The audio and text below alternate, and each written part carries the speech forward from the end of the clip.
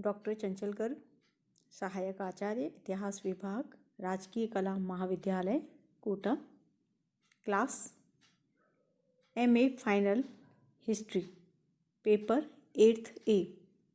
आज का आपका विषय है पुरुषार्थ। पुरुषार्थ हिंदू शास्त्रकारों ने मनुष्य और समाज की उन्नति के निमित्त जिन आदर्शों का विधान प्रस्तुत किया उन्हें पुरुषार्थ कहा गया। एक तरह से इससे क्या स्पष्ट होता है कि पुरुषार्थ जो है वो मनुष्य और समाज दोनों से संबंधित हैं। मनुष्य और समाज के बीच के संबंधों की व्याख्या करने वाले हैं, इनके नियमित करने वाले हैं और इनके पारस्परिक संबंधों को नियंत्रित करने वाले कौन हुए? पुरुषार्थ हुए। भारतीय मनुष्यों ने ये माना था कि जीवन के सुख के दो आधार हैं, एक तो भौतिक सुख और दूसरा आध्यात्मिक सुख। भौतिक सुख के अंतर्गत सांसारिक आकर्षण, ऐश्वर्य ये सब आते हैं, लेकिन आध्यात्मिक सुख के अंतर्गत आता है त्याग और तपस्या। भौतिक सुख ये माना जाता है कि क्षणिक है और अस्थिर है, लेकिन सत्य है, और आध्यात्मिक सुख जो है वो सत्य है, त्याग और तपस्या यह हमेशा के लिए रहती हैं।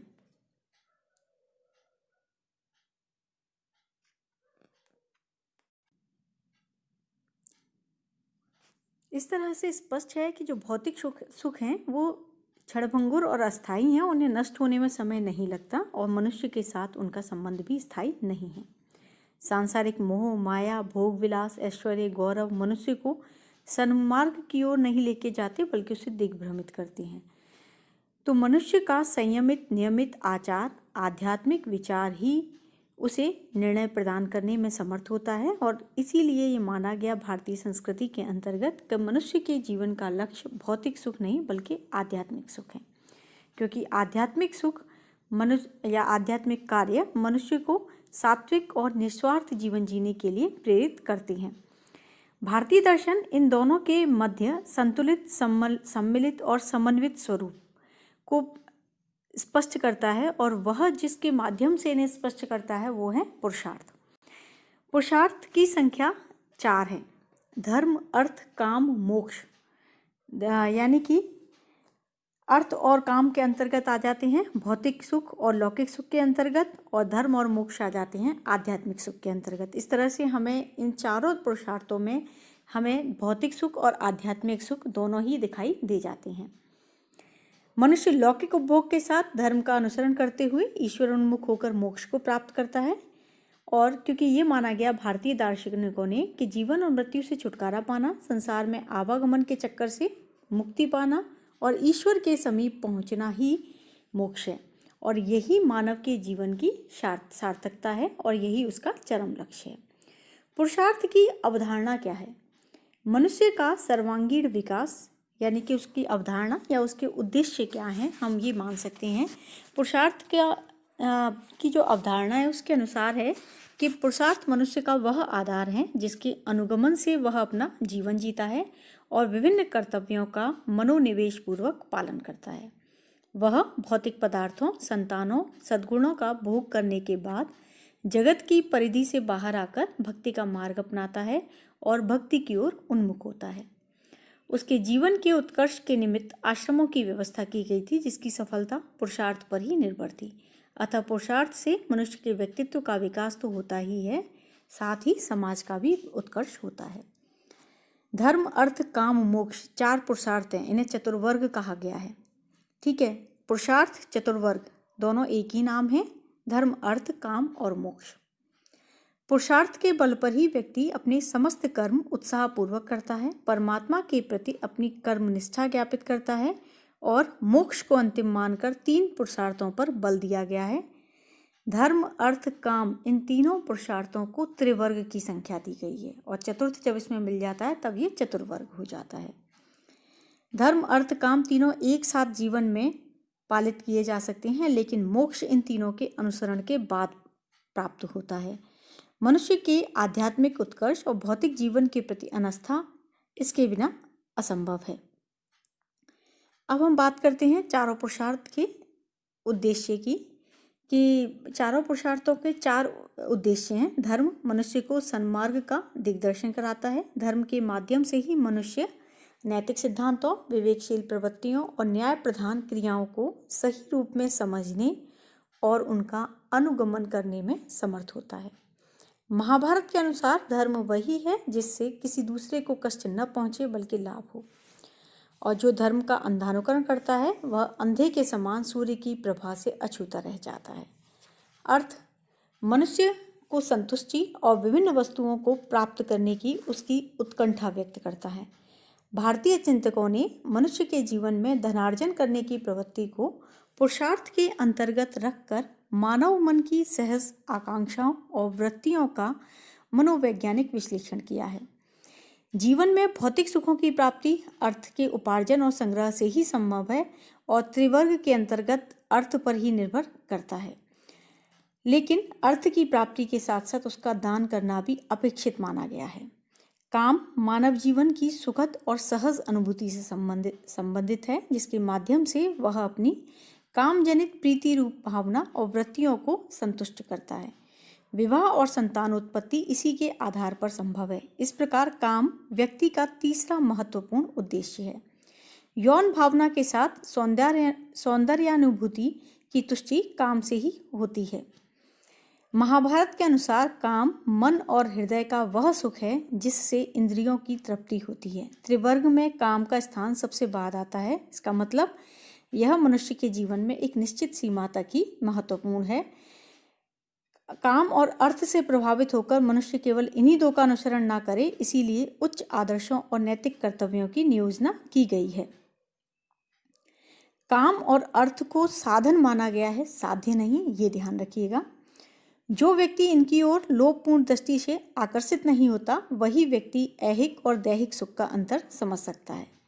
अब चौथा उद्देश्य मोक्ष की प्राप्ति सभी लोगों को नहीं होती, इसीलिए त्रिवर्ग की संयोजना करके उसके अनुपालना का निर्देश दिया गया था। मोक्ष का संबंध आत्मा और परमात्मा से तथा मनुष्य के आध्यात्मिक जीवन से है। जीवन का चरम लक्ष्य मोक्ष की प्राप्ति है, किंतु मोक्ष की प्राप्ति उतनी सरल और आसान नहीं है। उसके लिए मन और मस्तिष्क की शुद्धि और पवित्रता अनिवार्य है। इसीलिए प्रवृत्ति से निवृत्ति की ओर, लौकिक से पारलौकिक की ओर मानव को चलने का निर्देश दिया गया है। मनुष्य अपनी प्रकृति के अनुसार सांसारिक जीवन में प्रवृत्त रहता है। जब वह अपने सत्कर्मों तथा सद्व्यवहारों से त्याग का मार्ग अपनाता है, तब वह निवृत्त हो जाता है। उसकी यह निवृत्ति ही उसे आध्यात्मिकता और भक्ति की ओर प्रेरित करती है। जब व्यक्ति समस्त बंधनों से मुक्त होकर मोक्ष की ओर अग्रसर होता है, तो उसका यह संयम, नियम, ज्ञान और विवेक उसे आध्यात्म परक बना देते हैं। वह पूर्ण रूप से चारों पुरुषार्थों के अंतर, महत्व और गरिमा को समझने लगता है। पुरुषार्थ संबंधी उसका यह ज्ञान उसके व्यक्तित्व का सर्वांगीण निर्माण करता है, और इस दृष्टि से पुरुषार्थ मानव जीवन के समग्र स्वरूप का उन्नयन करता है तथा उसे संयमित और नियमित मार्ग का दिग्दर्शन कराता है। इस तरह से धर्म, अर्थ, काम, मोक्ष व्यक्ति के जीवन को गरिमामंडित करने के साथ साथ उसके निवृत्ति मूलक व्यक्तित्व का भी निर्माण करते हैं। व्यक्ति धर्म का अनुसरण करते हुए सांसारिक भोग और उपभोग का अनुसरण करता है, भक्ति का अनुसरण करते हुए मोक्ष की ओर अग्रसर होता है। इस तरह से धर्म, अर्थ, काम, मोक्ष धार्मिक, भौतिक और आध्यात्मिक तत्वों का निवेशन है। इसके अंतर्गत व्यक्ति के कर्तव्य और अधिकारों का वर्णन भी प्राप्त होता है। अब हम बात करते हैं सबसे पहले धर्म की। पुरुषार्थ में सबसे पहले नाम लिया गया है धर्म का। धर्म का स्थान सर्वोपरि है, यानी कि धर्म से एक तरह से व्यक्ति के मन में एकदम से उठता है कि धर्म का मतलब हो गया धार्मिक विश्वास और ईश्वर की उपासना। लेकिन यहाँ धर्म का मतलब धार्मिक विश्वास और उपासना नहीं है, बल्कि नियमबद्ध, संयमित और सात्विक जीवन ही धार्मिक जीवन है। धर्म व्यक्ति के आचरण और व्यवहार की एक संहिता है जो उसके कार्यों को देश, काल, परिस्थिति के अनुसार व्यवस्थित, नियमित और नियंत्रित करता है तथा उसे स्वस्थ और उज्ज्वल जीवन यापन के लिए ज्ञान का मार्ग प्रशस्त करता है। अब धर्म बना किससे है? धृ धातु से। धृ धातु से, जिसका शाब्दिक अर्थ है धारण करना अथवा अस्तित्व बनाए रखना, यानी कि यह वह तत्व है जो मनुष्य और समाज के अस्तित्व को कायम रखता है। यह सामाजिक व्यवस्था का नियामक है। महाभारत में कहा गया है कि धर्म सभी प्राणियों की रक्षा करता है, सभी को सुरक्षित रखता है, वह सृष्टि का अस्तित्व बनाए रखता है। धर्म की व्यवस्था सभी प्राणियों के कल्याण के लिए की गई है, जिससे सभी प्राणियों का हित होता है, वही धर्म है। इसका तात्पर्य है कि धर्म आचरण है और आचरण से ही धर्म फलीभूत हो सकता है।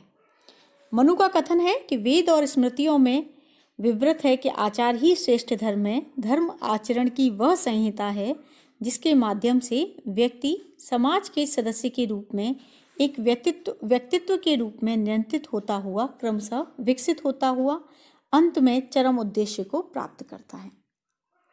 धर्म के 3 मूल कार्य बताए गए हैं: नियंत्रण, व्यक्तित्व का उत्थान और तीसरा है जीवन के अंतिम लक्ष्य मोक्ष के लिए व्यक्ति को सन्नद्ध करना। धर्म द्वारा मनुष्य अपने कर्तव्यों और व्यवहारों को संवर्धित करता है तथा वांछित कामनाओं की पूर्ति करता है। मनुष्य का कर्तव्य, कार्य और स्वभाव धर्म से संचालित होता है। ऐसी स्थिति में हिंदू धर्म व्यक्ति के उन सभी गुणों, परिस्थितियों और कार्यों को अभिव्यक्त करता है जिनसे वह एक सुसंकृत मार्ग का अनुगमन करता है।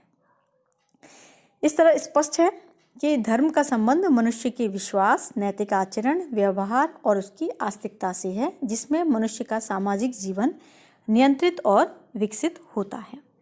ठीक है, अब है कि धर्म के स्रोत क्या हैं। धर्म के स्रोत हैं वेद, स्मृति, सदाचार और आत्मतुष्टि। ये किसने बताए हैं? ये बताए हैं मनु ने। मनु के अनुसार धर्म के स्रोत वेद, स्मृति, सदाचार और आत्मतुष्टि है। आत्मतुष्टि का मतलब है जो अपनी आत्मा को प्रिय लगे, उसे आत्मतुष्टि कहा जाता है। अब धर्म सूत्र में वेद, स्मृतियाँ, शीलगत व्यवहार को धर्म का मूल स्वीकार किया गया है। वशिष्ठ के अनुसार मनुष्य के सदाचार से अधिक महत्वपूर्ण वेद और स्मृतियाँ हैं। निश्चय ही धर्म नैतिक आचरणों को अधिक महत्व देता है, किंतु परंपरा से चली आ रही धर्मशास्त्रीय व्यवस्था को भी स्वीकार करता है। वेद और स्मृतियों में मनुष्य के लिए जो कर्तव्य निर्देशित किए गए हैं, उनकी निष्ठापूर्वक पालन ही धर्म है। सदाचार परिस्थिति और काल के अनुसार परिवर्तित होकर मनुष्य के गुणों का अंग बन जाता है। सदाचार के अंतर्गत सत्यता, हितकर प्रथाएं, आचरण और नैतिक व्यवहार, इनका समावेश किया गया है। इसका तात्पर्य यही है कि अंग्रेजी का रिलीजन जो है वह सदाचार का पर्याय नहीं हो सकता। धर्म व्यक्ति को नियंत्रित करता है तथा समाज के प्रति उसके कर्तव्यों को निष्ठापूर्वक पालन करने के लिए प्रोत्साहित करता है। इसके माध्यम से व्यक्ति अपना सर्वांगीण विकास करता है, समाज के सदस्य के रूप में अपने दायित्वों का निर्वाह करता हुआ तथा अंततोगत्वा जीवन के चरम लक्ष्य को प्राप्त करता है। धर्म मनुष्य के साथ जीवन पर्यंत रहने वाला तत्व है। धर्म कहीं कहीं कर्तव्यों का संग्रह भी है। अब धर्म का पालन या व्यक्ति किस प्रकार से कर सकता है? धर्म के साधन हम इन्हें कह सकते हैं कि धर्म के साधन या लक्षण क्या हैं। धर्म के साधन है एक तरह से सत्य। मनुष्य के जीवन में सत्य अत्यधिक महत्वपूर्ण है। सत्य से व्यक्ति, समाज और दोनों की उन्नति होती है। सत्य से श्रेष्ठ कुछ भी नहीं है। वेद में कहा गया है सत्यम वदम धर्मम चर। सत्यम वदम, सत्य बोलो, धर्मम चर, धर्म का आचरण करो।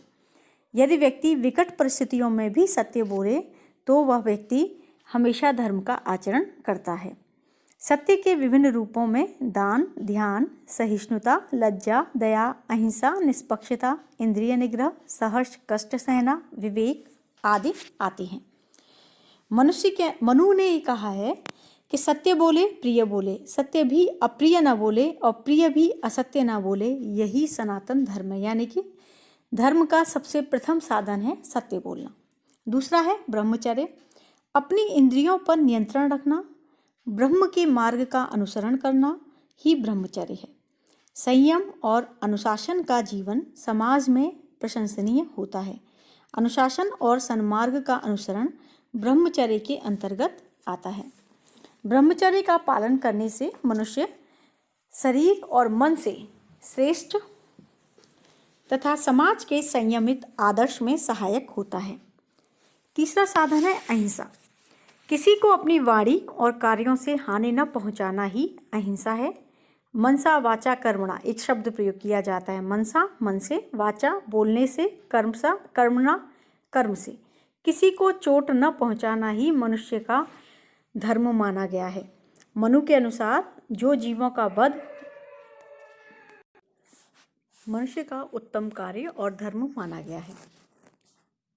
मनु के अनुसार जो जीवों का वध और बंधन नहीं करना चाहता वह सबका हिताभिलाषी होकर अत्यंत सुख प्राप्त करता है। अहिंसा ही परम धर्म है। चौथा साधन है इंद्रिय निग्रह। अपनी कर्मेंद्रियों को पूर्ण रूप से अपने वश में करना ही इंद्रिय निग्रह यानी कि इंद्रियों को काबू में रखना, उन्हें कंट्रोल में रखना है। जो अपने कर्मों को अनुशासित रखता है लेकिन मन से संयमित नहीं है उसे मिथ्याचारी कहा जाता है। यानी कि अपने कर्म पर संयम रखने वाला, अपने इंद्रियों पर संयम रखने वाला व्यक्ति ही आगे कुछ कर सकता है, क्योंकि ये माना जाता है इंद्रियों और कर्मों पर नियंत्रण न रहने से विषयों में आसक्ति बढ़ती है। विषयों का मतलब है कि भौतिक सुखों में आसक्ति बढ़ेगी और जब इनकी पूर्ति नहीं होगी तो क्रोध उत्पन्न होगा और क्रोध उत्पन्न होगा तो मूर्छा आएगी और मूर्छा से स्मृति लुप्त होती है और स्मृति लुप्त होने से बुद्धि नष्ट होती है और बुद्धि के नष्ट होने से व्यक्ति का विनाश होता है। तो मनुष्य को अपने मन, मस्तिष्क और शरीर पर समान रूप से संयम रखना चाहिए। संयम रखने के पर ही वह व्यक्ति जन्म और मृत्यु के बंधन से मुक्त हो पाता है। इसके बाद है क्षमा। जिस व्यक्ति में क्षमा की भावना होती है वही व्यक्ति महान होता है। शास्त्रों में कहा गया है क्षमा वीरस्य भूषणम। क्षमा वीर पुरुषों का आभूषण होता है। वीरता में क्षमा मणि और कंचन के योग के समान है। निर्बल व्यक्ति के प्रति तो क्षमा की भावना होनी ही चाहिए। मनुष्य का क्षमा धर्म उसके आकर्षक व्यक्तित्व और विनम्रता महानता का द्योतक है। इसके बाद है श्रद्धा। मनुष्य के लिए श्रद्धा और आदर की भावना रखना श्रेष्ठ गुण माना गया है। माता पिता और गुरु के प्रति श्रद्धा और आदर से नत रहना चाहिए। जो अपने माता पिता और गुरु का अनादर करते हैं उन्हें पाप का भागीदार बताया गया है। और जो जैसे श्रवण कुमार हैं अपने माता पिता के पूर्ण भक्त थे, एकलव्य अपने गुरु द्रोणाचार्य के भक्त थे, तो ये दोनों ही प्रसिद्ध हैं। महाभारत के अनुसार माता पिता और गुरु का कभी वध नहीं करना चाहिए, चाहे वे किसी का कितना ही बुरा क्यों ना करें। इसके बाद है मधुर वचन। मधुर वचन और मधुर वाणी और प्रिय वचन सबको प्रभावित करते हैं। यदि कटु सत्य को भी मधुर वाणी में कहा जाए तो वो भी किसी को बुरा नहीं लगता। किसी से वार्तालाप करते समय, किसी को दान देते समय मधुर वाणी का ही प्रयोग करना चाहिए।